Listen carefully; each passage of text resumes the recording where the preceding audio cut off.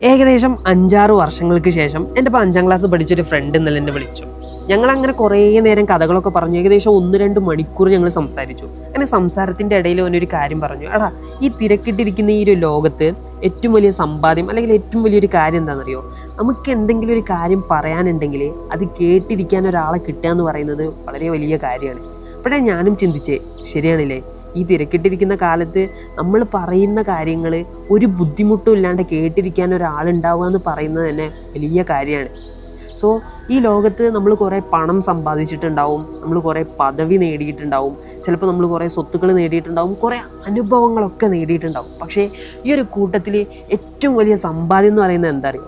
നമ്മൾ പറയാനും നമ്മൾ എന്തെങ്കിലും പറയുന്ന സമയത്ത് ഒരു ബുദ്ധിമുട്ടും ഇല്ലാണ്ട്, അല്ലെങ്കിൽ നമ്മൾ വിളിക്കുന്ന സമയത്ത് എടാ ഞാൻ ഇപ്പോൾ തിരക്കാണ്, ഞാൻ ഒന്ന് തിരിച്ച് വിളിക്കാമെന്ന് പറഞ്ഞിട്ട് നമ്മൾ പറയുന്ന കാര്യങ്ങളൊക്കെ കേട്ടിരിക്കാൻ പറ്റിയ ഡയമണ്ട് വാല്യൂ ആയിട്ടുള്ള ഒരു സുഹൃത്ത് നിങ്ങൾക്കുണ്ടോ?